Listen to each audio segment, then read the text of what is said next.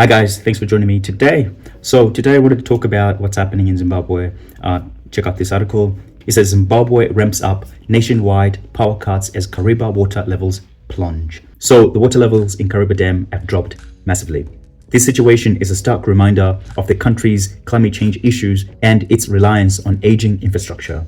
In particular, all our thermal power stations which use coal to make electricity. So for some historical context on what Kariba Dam is and where it's located. So Kariba Dam is located on the mighty Zambezi River. Check out this map I'm showing you right now. It's the world's largest man-made reservoir and a vital source of hydroelectricity for both Zimbabwe and Zambia. Built back in the 1950s by the Rhodesian government. However, recent years have seen Zimbabwe grappling with severe droughts, exacerbated by El Nino, a weather phenomenon. This prolonged dry spell has reduced water inflows into Kariba Dam. As of the 24th of June 2024 this year, the usable storage capacity of Kariba Dam has reached a critical low point of about 12%. The consequences have been widespread. Zimbabwe has been forced to implement extensive power cuts, with some areas experiencing load shedding of more than 10 hours per day, which granted is not a new thing for many Zimbabweans. The negatives to this are the daily disruptions caused by the daily blackouts, affecting millions of people, homes, businesses, essential services such as hospitals and any other emergency services. Hospitals are struggling to maintain critical equipment, businesses resort to expensive generators, and many Zimbabweans face long stretches without power.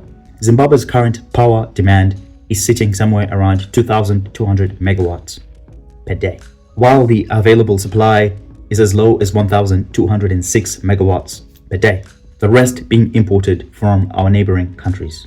So while Kariba Dam takes the center stage for this crisis, it's important to acknowledge the limitations of Zimbabwe's power generation infrastructure as a whole. The country relies heavily on thermal power plants, which face their own challenges in terms of fuel availability and maintenance. Investing in renewable energy sources such as solar and wind could potentially offer a more sustainable and drought-resistant option for the people of Zimbabwe.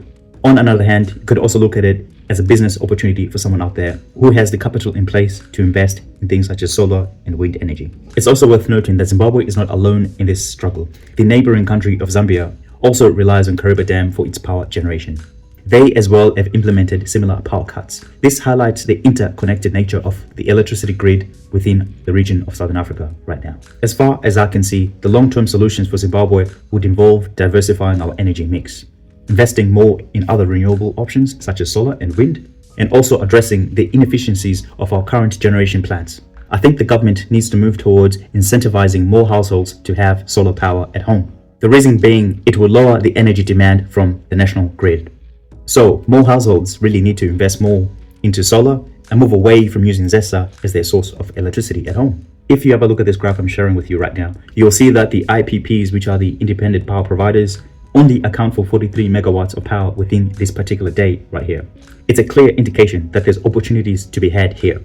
The government is clearly not able to fully satisfy the demand for electricity in the country by themselves. So we need more independent power providers in the country to come into Zimbabwe's market and generate power for the people. That way as well, they stand to benefit massively financially, because as you can see, we are only able to generate about 1,200 megawatts per day, whilst the peak demand is well over 2,200 megawatts per day. So there's a massive gap to be filled, and if the government is unable to do this themselves, then that's an opportunity for an investor out there to seize. So let's hope that this drought really breaks sooner than later. And in the meantime, I'd love to hear your thoughts on the situation developing in Zimbabwe right now. And if you enjoyed this video, please do like and subscribe as always, and I'd love to see you again on the next video. Until then, bye.